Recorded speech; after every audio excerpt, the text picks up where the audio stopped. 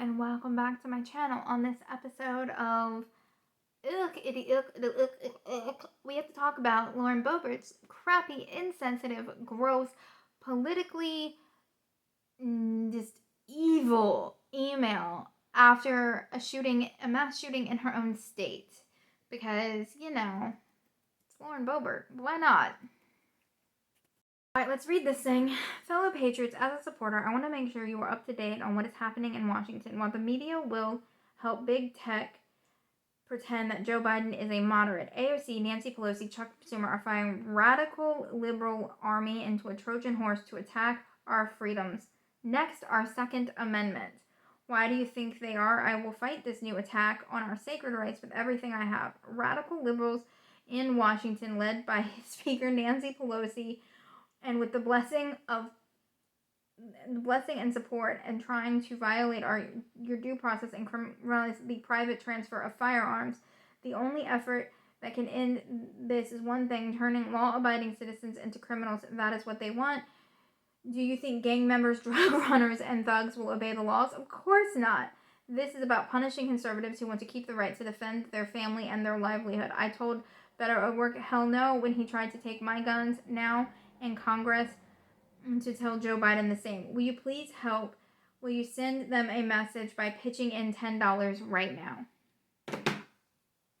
Right after 10 people were gunned down in her state, 2 hours after 10 people were gunned down in her state, instead of, going there and consoling people and trying to make a difference, she's trying to use that to fundraise off of extremely conspiracy theory, stupid talking points. First off, Joe Biden's about as moderate as they come. He's so moderate, it drives me fracking crazy.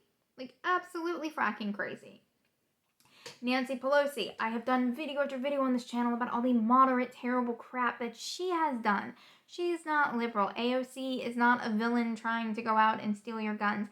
And as for the privatized, punishing private citizens, what she is talking about is a loophole within the universal background checks where private citizens can sell guns without any sort of background check. There's a case in West Virginia that actually sticks out in my mind to this day of a man who tried to get a firearm in West Virginia, could not legally get one, bought one from a private seller, and then 12 hours later murdered his ex-girlfriend, who he had a history of domestic violence with.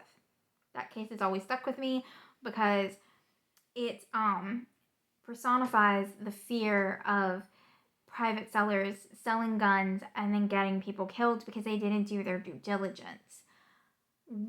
We need to close that loophole. That loophole is dangerous. It's been proven over and over and time again. As for the criminals buying guns illegally, do you know where they get those guns? From states that have extremely loose gun laws.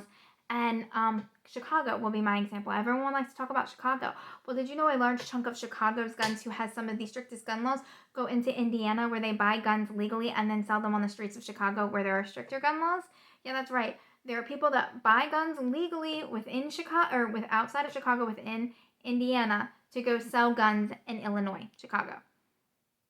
It's a very common thing because there is no universal United States law. So one state can have very, very strict gun laws while the state next to it has practically none, and people just drive over, get the gun there, and then come back and illegally sell it. It's called a straw man sale, and it's basically a shadow sale. One person buys it. In fact, most guns that are confiscated within Chicago are confiscated because are traced back to sales like that. They're not stolen guns. They're not guns shipped over from other countries. They're literally guns that were legally purchased in other states and then sold privately and illegally in other states. So she's trying to villainize something that actually needs to be taken into consideration and looked at seriously. She's using a mass shooting to also raise money. That's right. She's using that to raise money. She is taking the death of 10 people and trying to use that to raise money. Because she doesn't care about her constituents. She does not care about the United States people. She doesn't even care about gun rights.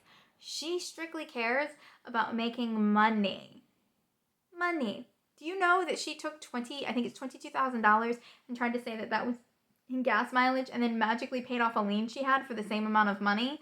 Because for her, this is money making. It's not about the American people. It's not about doing laws. It's not about doing the right thing. It's about making money.